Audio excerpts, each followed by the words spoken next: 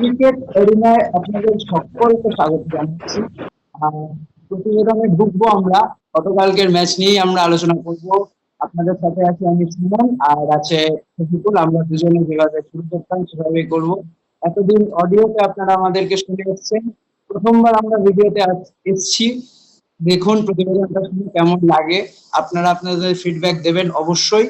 আর প্রতিবেদনে ঢোকার আগেই একটা সুসংবাদ আপনাদেরকে দিয়ে রাখি, আমাদের পরিবারটা ক্রমশ বড় হচ্ছে।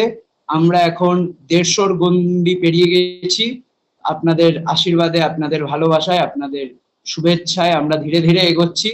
তো যাই হোক, গতকাল ইন্ডিয়া বনাম ইংল্যান্ডের 3 নম্বর টি-20 ম্যাচ হয়ে গেল, এবং যেটি আমাদের লজ্জার একটা জায়গায় দাঁড় করিয়ে দিয়েছে। তো আমি এখানে থামাই। শুধু লজ্জা না, মানে কি বলবো, এই লজ্জা মুখ দেখানো যাবে না। তুমি ভাবো কি লজ্জার হার। কিচ্ছু বলার নেই, জাস্ট কিচ্ছু বলার নেই। আমি অবাক হয়ে যাচ্ছি, আমাদের টিম ম্যানেজমেন্ট, আমাদের ক্যাপ্টেন, আমাদের কোচ। সবচেয়ে বড় কথা, ক্যাপ্টেন যে 5টা ম্যাচ অধিনায়কত্ব করেছে, যার মধ্যে 4টে ম্যাচে সে টস, 5টা ম্যাচে সে টস জিতেছে, 5টাতে সে ঠিকঠাক সিদ্ধান্ত নিয়েছে, কিন্তু 5টা ম্যাচের মধ্যে 4টে ম্যাচ আমরা হেরেছি। একটা সিরিজ হেরেছি যেখানে আমরা বিগত 8টা ম্যাচ আমরা যাদের কাছে কোনোদিনও হারিনি, আমাদের চেয়ে ছোট টিমের কাছে গিয়ে আমরা সিরিজ হেরে এসেছি। আর ইংল্যান্ডের কাছে তো আমরা হারছি। কন্টিনিউ দুটো ম্যাচ। তুমি বলছো যে হারছি, আমরা একটা কথা জানি যে ঘরের মাঠে সবাই বাঘ। আমরা মেনে নিলাম ঘরের মাঠে সবাই বাঘ, তো সেক্ষেত্রে হয়তো সেই অ্যাডভান্টেজটা ইংল্যান্ড পাচ্ছে। কিন্তু আমাদেরও কি কিছু করার থাকে না? দেখো, এই ফরম্যাটটা হচ্ছে টি-20 ফরম্যাট, যে কিছু হয়ে যেতে পারে। ওয়ান ডে টেস্ট আমি ছেড়ে দিলাম, কিন্তু টি-20 ওটা কোনো না, যে ভালো খেলবে সেই জিতবে। সেই জন্য বলো বলো বলো তুমি বলো। হ্যাঁ, টি-20-তে ওই ঘরের মাঠের সুবিধে বা হোম গ্রাউন্ড এইরকম কিছু করে না, যে ভালো খেলবে সেই জিতবে, তাই না? নিঃসন্দেহে। তাই যদি না হতো, তাহলে 2026 সালের জানুয়ারিতে নিউজিল্যান্ড আমাদের সাথে ওই রকম ভাবে টক্করটা নিতে পারতো না। ওরা আমাদেরকে ওয়ানডে সিরিজ হারিয়েছে, আফ্রিকাও আমাদেরকে হারিয়ে গেছে। এইগুলো তোমাকে বুঝতে হবে। আমরা ঘরের মাঠেও অ্যাডভান্টেজ নিতে পারিনি, আমরা ঘরের মাঠেও অ্যাডভান্টেজ নিতে পারিনি। আমরা আফ্রিকার কাছে হেরেছি, আমরা নিউজিল্যান্ডের কাছে ওয়ানডে সিরিজ হেরেছি। আমরা টি-20 সিরিজে নিউজিল্যান্ডের বোলিং সামলাতে হিমশিম খাচ্ছিলাম।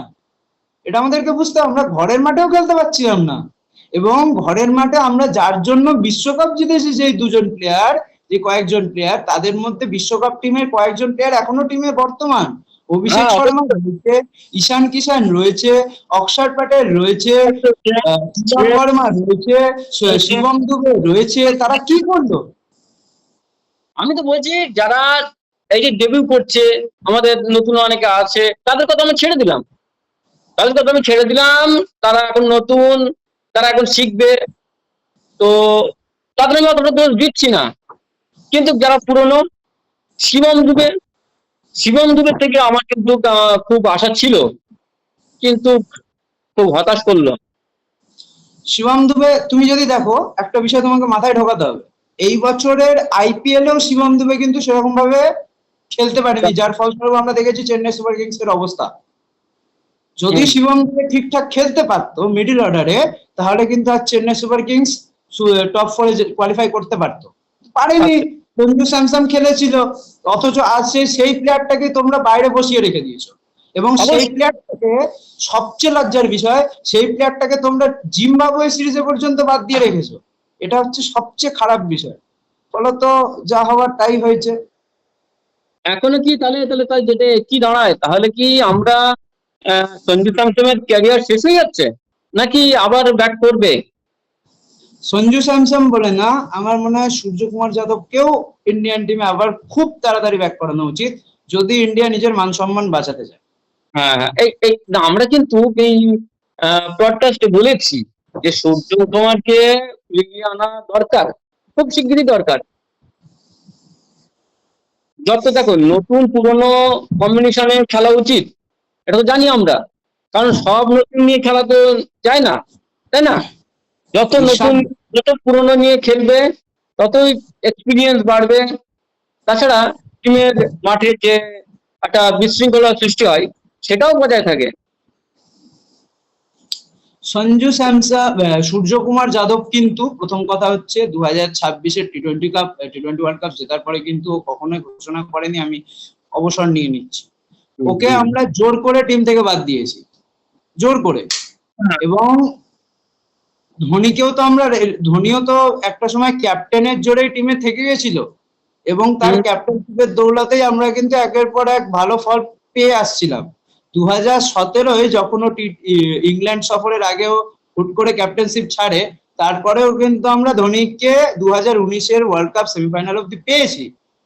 কেন পেয়েছি, কেন ধোনিকে আমরা টিমে রেখে গেছিলাম? কারণ ধোনির এক্সপিরিয়েন্স। সূর্যকুমার যাদবের ক্ষেত্রেও ঠিক একই জিনিস প্রযোজ্য, কারণ লোকটা আমাকে এই বছরে ওয়ার্ল্ড কাপ জিতিয়েছে। 2024-এর বারবাডোসের ওই হেনরিক ক্লাসেনের ক্যাচটা যদি না নিত, তাহলে ওই বছরে ওয়ার্ল্ড কাপ 17 বছর পরে আর ঘরেও আসতো না, 2026-এ ওয়ার্ল্ড কাপটা ডিফেন্ডও হতো না। সেই লোকটাকে তুমি 1.5 বছর ধরে, সেই লোকটা, যে লোকটা তোমার ইংল্যান্ডের মাটিতে সেঞ্চুরি করে, সেই লোকটাকে তুমি বাদ দিয়ে বাইরে ছুড়ে ফেলে দাও যে এশিয়ান গেমস অব্দি আমাকে শ্রেয়স আইয়ারকে ক্যাপ্টেনশিপ দিতে হবে, না হলে আমার টিমটা চলবে না। তাহলে আমি তুমি একটা কোন কথা বলি, শোনো, আমি একটা কথা বলি। তুমি যেটা বলছো সেটা কিন্তু বিদেশি টিমগুলো একটা তুমি খারাপ খেললে ছুড়ে ফেলে দেবে। সেক্ষেত্রে ইন্ডিয়া অনেক সুযোগ দেয়, কিন্তু ইন্ডিয়া যেটা করে সেটা হচ্ছে কেউ ভালো খেললে তাকে আবার বসিয়েও দেয়। এই যেমন করুণ নায়ারের ক্ষেত্রে। করুণ নায়ারের 303-এর পরে তাকে বাদ যেতে হয়েছিল, এটা ঠিক কথা বলেছো, কিন্তু আরো একটা বিষয় তোমাকে মাথায় ঢোকাতে হবে। তুমি সঞ্জু স্যামসনকে কোন পার্সপেক্টিভ থেকে বাইরে বসাচ্ছ? সে তিনটে জাস্ট খারাপ খেলেছে। আয়ারল্যান্ডের বিরুদ্ধে একটাতে 5, একটাতে 0, আর ইংল্যান্ডে এসে 7 বলে 1। তারপর থেকেই তুমি তাকে বাইরে বসিয়ে দিয়েছো, এবং যার ফলস্বরূপ গতকালকে ইন্ডিয়াকে 76 রানে অল আউট হতে হয়েছে, 125 রানে হার স্বীকার করতে হয়েছে। সঞ্জু স্যামসনের সাথে যে রাজনৈতিক আসে, তার সাথে যে বিসিসিআই রাজনৈতিক গেমটা খেলে, সেটাই খেলেছে। তাকে রাজনৈতিক চক্কর করেই ওকে বাদ দেওয়া হয়েছে, আজীবন করা হয়। বিশ্বকাপের আগের মুহূর্তে যখন ও 2025 সালে যে লোকটা সেঞ্চুরি করে বাংলাদেশের এগেনস্টে, সেই লোকটা 26-এর প্রথম দিকে খারাপ খেলার সাথে সাথেই তাকে ওয়ার্ল্ড কাপের স্কোয়াড থেকে বাদ দিয়ে দেওয়া হয়। সেই লোকটাই এসে ওয়েস্ট ইন্ডিজের বিরুদ্ধে ইডেনে 97 রান করে, মুম্বাইয়ে গিয়ে 89 রান করে, আর ফাইনালে গিয়ে 89 রান করে। সেই লোকটাকে তুমি হুট করে আবার বাইরে ছুড়ে ফেলে দিতে পারো। তার মানে তুমি তার থেকে শুধু নিংড়ে নিতে চাইছো, সে তোমাকে এসে শুধু জেতাবে। এটা তো স্বাভাবিক। পারে না। দেখবে আমরা একটু এই ম্যাচের দিকে তো খেয়াল রাখতে হবে নাকি? আমরা অনেক বাইরে তর্ক করছি, অবশ্য তর্ক বিতর্ক হবে, তাও আমাদের দর্শকদের জন্য আমাদের একটু এ করতে হবে নাকি? আমাদের স্কোর কার্ডটাও করতে হবে, কি বলো? নিশ্চয়।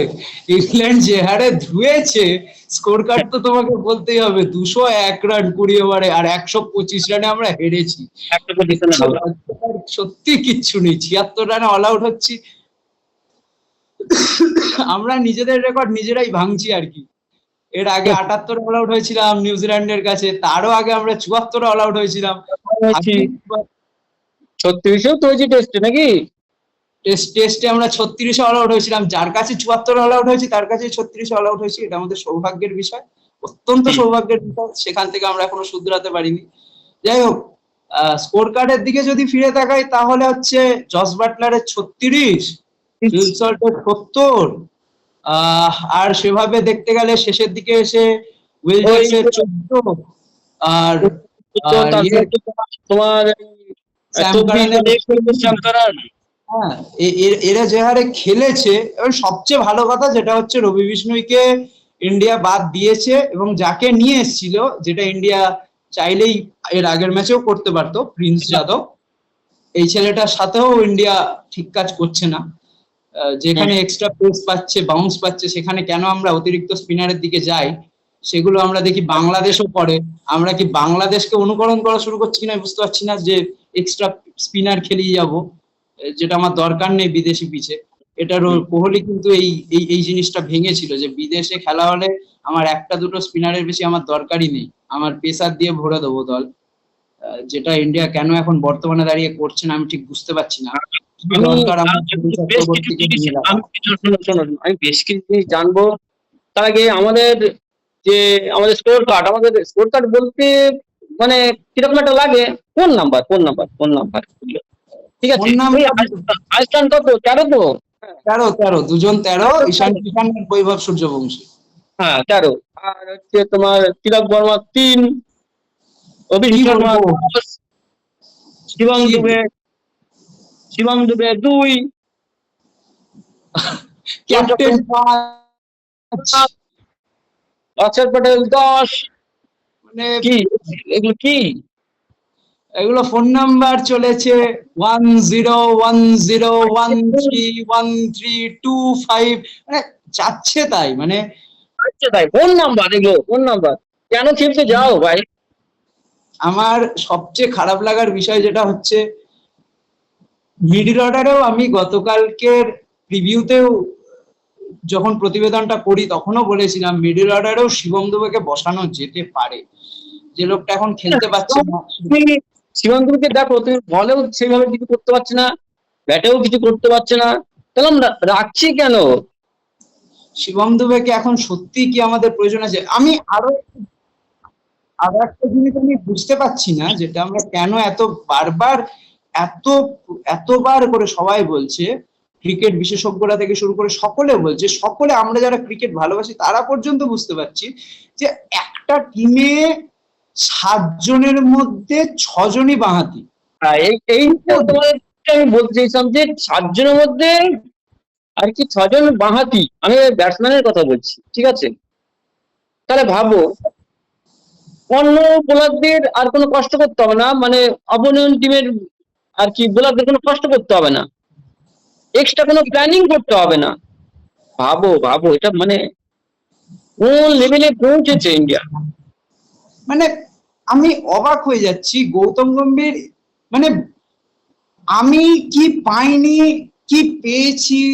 তুমি বিশ্বকাপ জিতিয়েছো, তুমি 2007-এ জিতিয়েছো, মানছি তুমি বাঁহাতি প্লেয়ার, তা বলে তুমি এত বাঁহাতি ভরে দিচ্ছ দলে যে দলটা আর ঘুরে দাঁড়াতে পারবে না, কোনো চান্স থাকবে না। তুমি দলটাকে কোথায় নামাচ্ছ দেখো, যেখানে তোমার 2028 সালে লস অ্যাঞ্জেলেস অলিম্পিক্সে চান্সের বিষয় আছে, তুমি ডিসেম্বরের মধ্যে যদি নিজেকে আরো নিচে নামাতে থাকো, ওদিক দিয়ে যদি আফগানিস্তান, পাকিস্তান, শ্রীলঙ্কা, বাংলাদেশ এরা ভালো পারফরমেন্স করে, তাহলে ইন্ডিয়াকে আর লস অ্যাঞ্জেলেস যেতে হবে না। না, 6টা মাত্র দেশ খেলবে, এটাও কিন্তু মনে রাখতে হবে, ঠিক আছে? তোমাকে আর এশিয়ান গেমস, তোমাকে আর অলিম্পিক্স খেলতে হবে না। হবে না। আমার বলার বিষয় ঠিক সেখান থেকে। 19এর দশক থেকে মানে 1900 পর থেকে এবার এই প্রথমবার কিন্তু অলিম্পিক ফিরছে। এটাও মাথায় রাখতে হবে যে আমরা যদি অলিম্পিকে যদি চান্স ক্রিয়েট না করতে পারি, অলিম্পিকে যদি না খেলতে পারি, তাহলে আমাদের থেকে মানে লজ্জাজনক ছাড়ার কোনো উপায় থাকবে না, একদম ঘোর লজ্জা হবে। তুমি তুমি ফুটবলকেও গুরুত্ব দাও না, তোমার দেশে একমাত্র চল হচ্ছে ক্রিকেট, ঠিক আছে? তুমি ক্রিকেটকে জান প্রাণ দিয়ে ভালোবাসো। তোমার মহিলা দল অলরেডি কোয়ালিফাই করে গেছে অলিম্পিক্সের জন্য, হ্যাঁ এশিয়া থেকে আর কেউ নেই ইন্ডিয়াকে টক্কর দেবে, ফলত তোমার ইন্ডিয়ান উইমেন্স টিম বেরিয়ে গেছে। তোমার এখান থেকেও তো শিক্ষা নেওয়া উচিত, অবশ্যই। তোমার এখান থেকেও দেখা উচিত তোমার ইন্ডিয়ান মেয়েরা কত সুন্দর ডেভেলপ করছে, আর ছেলেরা ওয়ার্ল্ড কাপ জেতার পরে ছেলেদের টিমটাকে তুমি কিভাবে ভাঙলে এটা তুমি ভাবো। এই প্রশ্নটা ওঠে টিম সিলেক্টরদের উপর, এই প্রশ্নটা ওঠে কোচের উপর, ক্যাপ্টেনের উপর, টিম ম্যানেজমেন্টের উপর, সবার উপরেই ওঠে।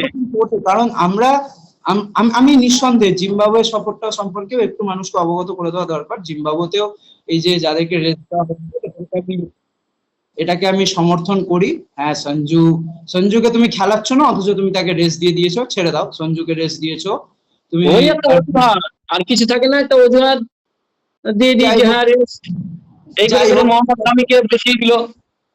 তুমি ভালো করেছো, হর্ষদীপ সিং কে রেস দিয়েছো, তুমি ভালো করেছো, অক্ষর প্যাটেলকে রেস দিয়েছো, তুমি ভালো করেছো। এই কাজগুলো সত্যি খুব ভালো কাজ, কারণ এদেরকে রেস দেওয়াটা একটু দরকার, তাহলে আমার ব্যাক বেঞ্চটা আমি দেখতে পাবো। ঠিক আছে, তুমি প্রভসিমরন সিং কে এনেছো, তুমি প্রিন্স যাদবকে চান্স দিয়েছো এই সিরিজের জন্য, আরো ভালো খবর। মায়াঙ্ক যাদবকে চান্স দিয়েছো, তুমি হুম। তুমি সূর্যাংশী শেটগে কে চান্স দিয়েছো, তুমি হর্ষ দুবেকে চান্স দিয়েছো, যেটা অত্যন্ত ভালো খবর। হায়দ্রাবাদ, আমরা আইপিএল এর উপর একটু সত্যি ফোকাস করেছি। ভালো ভালো সত্যি ভালো আরো একটা আমি এইটার জন্য সত্যি খুব খুশি। তুমি রিঙ্কু সিং কে দলে আবার ব্যাক করিয়েছো, যে ছেলেটা দরকার ছিল হচ্ছে তোমার এই সিরিজেই, ইংল্যান্ডে। যে সেই দরকার ছেলেটা ছিল। যে ছেলেটাকে দরকার ছিল আয়ারল্যান্ডে, তুমি সেই ছেলেটাকে জিম্বাবুয়ে সিরিজে চান্স দিয়েছো, ভালো করেছো। সেটা তোমার ব্যক্তিগত মতামত। কিন্তু আমার যেটা বলার বিষয়, যেখানটাতে আমি বারবার হিট করতে চাইছি, অক্ষর প্যাটেল ভালো খেলা সত্ত্বেও, যে ছেলেটা হচ্ছে 2024 সালের ভাইস ক্যাপ্টেন ছিল, সেই ছেলেটা 2026 সালে সেই ছেলেটা ভাইস ক্যাপ্টেন ছিল, সেই ছেলেকে তুমি ড্রপ করে দিয়েছো। সেই ছেলেকে তুমি হচ্ছে বিশ্বকাপের সময়ও আমরা দেখেছিলাম সূর্যকুমার যাদব বাদ দিয়ে তাকে কুলদীপ যাদবকে খেলিয়েছিল। হুম। তো এখানে তিলক বর্মা যখন খেলতে পারছে না, যেখানে ওকে তুমি নামাচ্ছ 5-6 নম্বরে, আরে তোমাকে এটা বুঝতে হবে, ভারতীয় পিচ এবং বিদেশি পিচ, ভারতীয় পিচ এবং বিদেশি পিচের মধ্যে একটা বিস্তর ফারাক আছে। আর দ্বিতীয় কথা হচ্ছে, ভারতীয়রা যখন যখন তুমি তিলক বর্মাকে 5-6 গিয়ে খেলাচ্ছ, তোমার উপরে তখন তুমি 5 নম্বরে হার্দিককে পাচ্ছ। হার্দিক তোমার কিছুটা ধরে রানটাকে নিয়ে যাচ্ছে 16-17 ওভার অব্দি। একটা এন্ডে তখন একজন সেট ব্যাটসম্যান দাঁড়িয়ে আছে, তুমি গিয়ে তখন ব্যাট ঘোরাচ্ছ, ব্যাট লাগলে লাগলো, না লাগলে ফক্কা। তোমার শুভম দুবেও ভালো খেলছে, ঠিক আছে। ফলত তুমি তিলক বর্মার যদি লাস্ট কয়েকটা ম্যাচ দেখো, ও একদম কিন্তু ভোগাস। খেলতে পারেনি। হ্যাঁ, তুমি ওকে তাহলে দলে বই নিয়ে বেড়াচ্ছ, তুমি ব্যাটটাকে বাইরে বসাও, তুমি নামানধীরকে ঢোকাও দলে। শোনো, অনেক আলোচনা হবে, অনেক কিছুই হবে। সময়ের একটা ব্যাপার আছে, তুমি জানো। মানে ও হ্যাঁ, আর একটা বিষয় আমি বলতেই ভুলে গেছি, তুমি তো ওই বিষয়টা টাচই করোনি। কোনটা বলো? ইংল্যান্ডের বোলিং, ও যেটা হ্যাঁ, আমাদের দুর্মুষ করে দিল। জনস্টন সবচেয়ে বড় কথা, বাজিয়ে দিল ঘন্টা নাকি? এই ভিডিওর একটাই হেডিং হওয়া উচিত এই প্রতিবেদনের, জনস্টনের দাপুটে বোলিং এ উড়ে গেল ইন্ডিয়া, আর কিচ্ছু না। ঠিক আছে,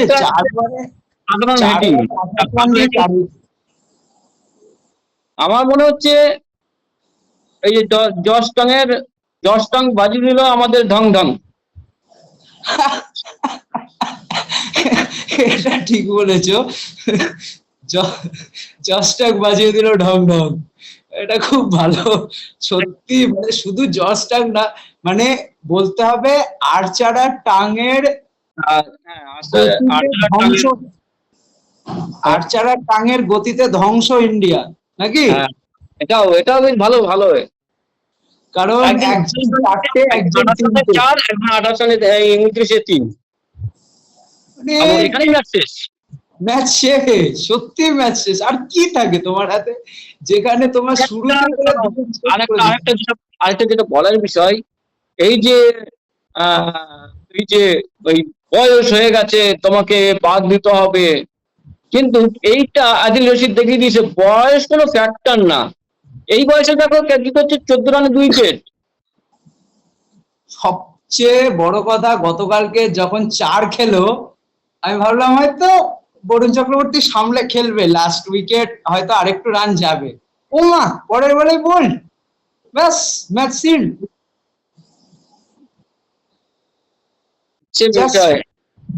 আর যদি ইন্ডিয়ার বোলারদের কথা বলা হয়, অক্ষর প্যাটেল 49 রানে 1 উইকেট, আর হার্ষিদ রানা 40 রানে 2 উইকেট, প্রিন্স যাদব 30 রানে 2 উইকেট, আর বরুণ চক্রবর্তী 3 ওভারে 35, কোনো উইকেট পায়নি। তারপর হচ্ছে আর কে, হর্ষদীপ সিং, আরশদীপ সিং ওই রকম রান দিয়েছে, কত 38 মতো রান দিয়েছে। আমি একটা জিনিস ভাবি, বরুণ চক্রবর্তী কেন এখনো কেন, মানে লোক এও তো মানে গম্ভীর চাইলে একেও তো বাদ দিতে পারে, কেন দিচ্ছে দিতে না? পারে তো, দিতে কেন পারে তো। দিচ্ছে না? কেন দিচ্ছে না? আমাদের স্পিনার কি এতটাই প্রয়োজন? আমরা দুটো করে স্পিনার এই যে আমাদের আমাদের সব মানে তোমার হচ্ছে যেটা কি বলে যে ওখানে পিচ কালকে দেখবে সব শর্ট বলে আউট হয়েছে, ইন্ডিয়ার ব্যাটসম্যান গুলো সব শর্ট বলে আউট হচ্ছে। কেন হবে না? আমি তো প্রথমবারেই বলেছি, আমি যখন তোমার সাথে অডিওতেও কথা বলেছি, প্রিভিউ যখন আমরা এর আগেও করেছি, তখন আমি একটা কথাই বলেছি, ইংল্যান্ড ওদের কন্ডিশন অনুযায়ী প্লেয়ার চুজ করতে পারে, যেটা কেউ করতে পারে না। মানে ইংল্যান্ড অস্ট্রেলিয়ার মতো পিচ বুঝে প্লেয়ারদেরকে খেলানো কেউ করতে পারবে না।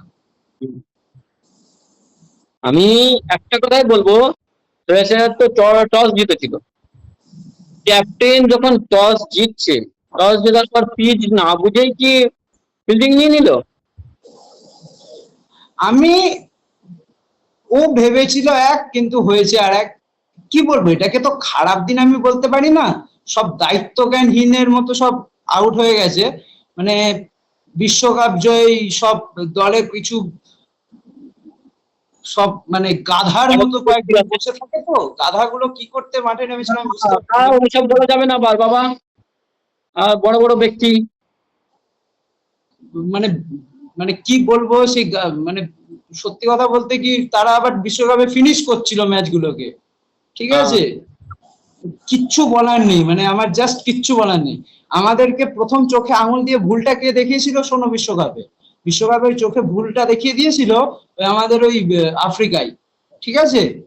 হম। আমরা কত বড় একটা মূর্খের শহরে বসবাস করছিলাম আমরা, মানে টপ অর্ডারে দুজনকেই বাঁহাতি খেলিয়ে ওই মূর্খের শহরে বসবাস করার ফলটা আবার গতকালকে দেখিয়েছে ইংল্যান্ড।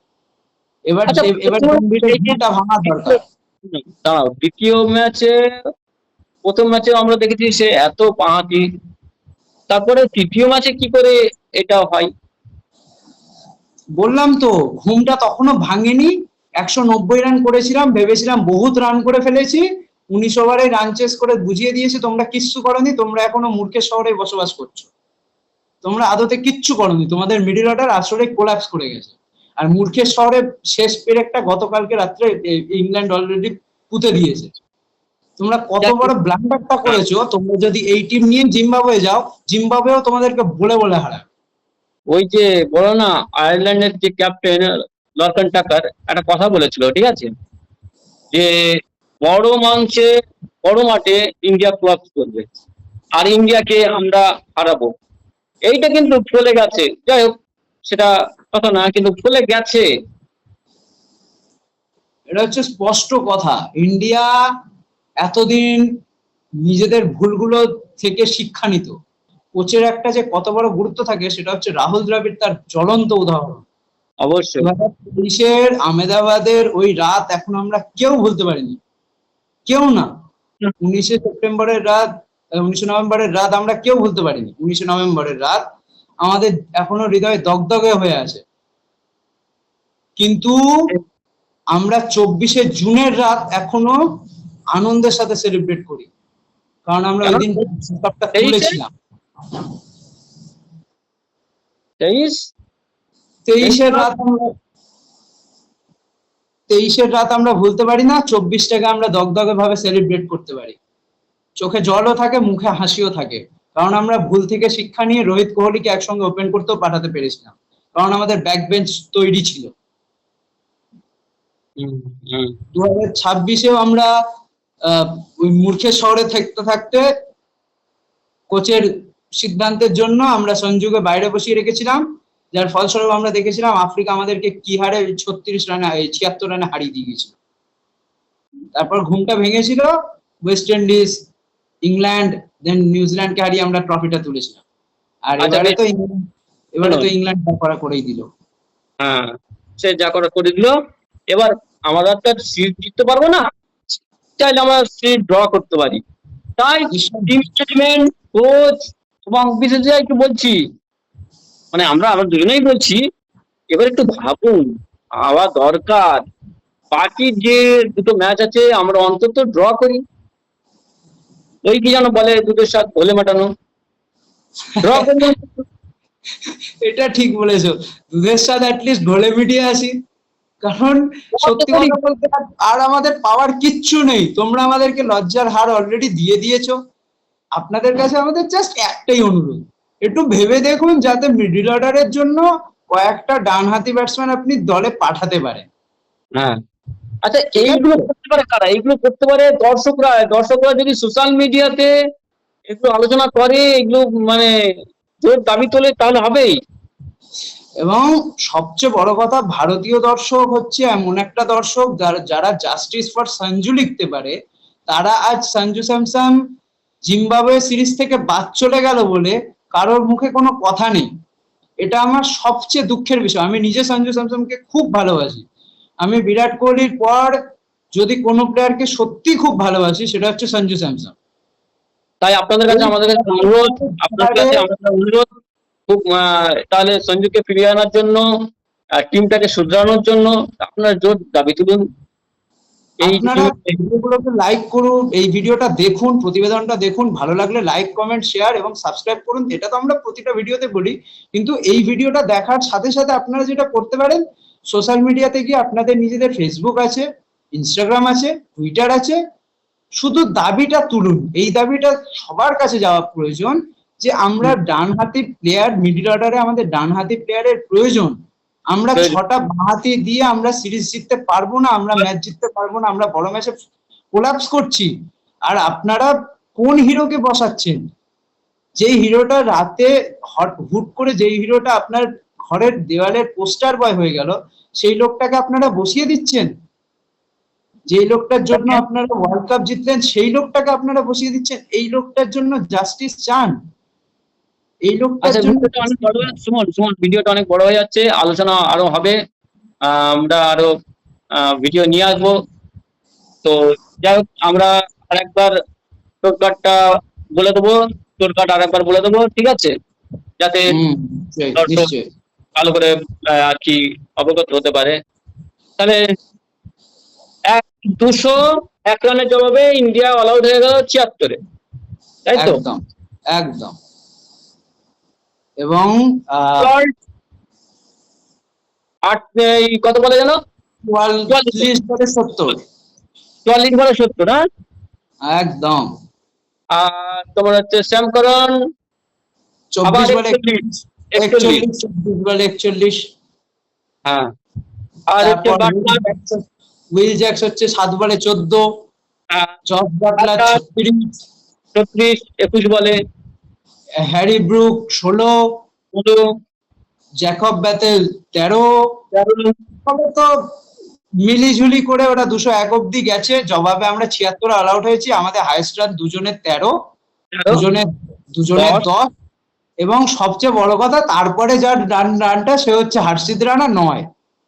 ঠিক, যাই হোক, তারপর ক্যাপ্টেনের 5, শিবম দুবের 3, শিবম দুবে 2, আচ্ছা শিবম তিলক বর্মা 3। আর যাই হোক, এই করেই মোটামুটি 76। এই হচ্ছে সম্পূর্ণ স্কোর কার্ড। আপনারা ভিডিওটা যদি দেখেন, একটি লাইক, শেয়ার, সাবস্ক্রাইব করে পাশে থাকবেন এবং আপনার বন্ধুদের শেয়ার করবেন, যাতে প্রতিবেদনটা দেখে তারাও যাতে অন্যদের শেয়ার করে। আমাদের এইভাবে পাশে থাকবেন। তাহলে সোমনাথ, হ্যাঁ, বিদায় নিতে হবে তো? বিদায় তো আমরা নেব, কিন্তু ওই যে যাওয়ার আগে আরো একবার মনে করিয়ে দিই, আমরা জস টাং আর জোফরা আর্চারের দাপটে বোলিং এ আমরা বিধ্বস্ত হয়েছি। এবং সবচেয়ে বড় কথা, 4 আর 3 7 থালাফাড়া রিজেন 7 তারিখে আমরা হেরেছি। দুজনের মিলিঝুলি উইকেট মিলিয়ে 7। ঠিক আছে,